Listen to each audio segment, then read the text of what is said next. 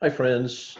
Neil Angel, hope you're doing well. I am hunkered down in my COVID-19 shelter, and I assume you're doing the same. I'm actually assisted here by my trusty assistant. So we are weathering the storm together. But I thought I would share a quick story of a young man who, during his high school years, a few years back, was struggling in school.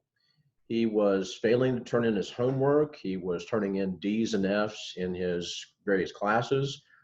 His parents were beside themselves, trying to come up with a solution, frequent parent teacher conferences and the like.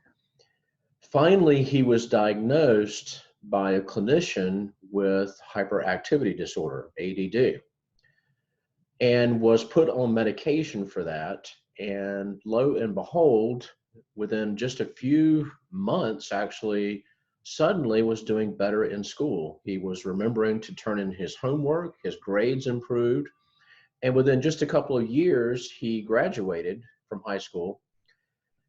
This, as of today, he is entering his senior year at Clemson University and completing a degree in finance and accounting. Now, I share that story with you because it's particularly significant to me because that boy is my son. And I could not be prouder of him having overcome those difficulties early on and getting to his final result today.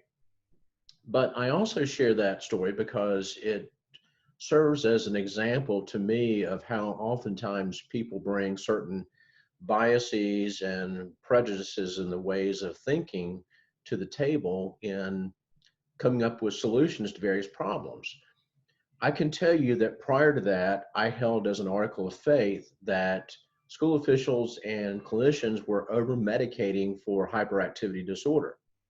I just knew that to be true. But it wasn't until our experience that I saw a different perspective on that. And what I find is that oftentimes when I'm sitting on the other side of the table and I'm talking with clients about their particular situation and recommending solutions to that, oftentimes I find that there are certain solutions that people immediately throw up their guard and are averse to taking my advice because possibly they heard something on the radio or a buddy of theirs told them to stay away or whatever the case may be. But I can tell you that many of those solutions that people are biased towards work very well, particularly in times like this when we're going through market upheavals. As a matter of fact, I can tell you a personal example from a client of mine whose husband purchased one of these vehicles a few years back. He died a year or so later, and I just reviewed her account statement, his surviving widow's statement, and fully expecting that she would have not earned anything over the course of the last year. Her anniversary date was April the 16th. And so, knowing that we had experienced a market upheaval just a few weeks prior to that, I expected she would not have earned any interest in that particular vehicle.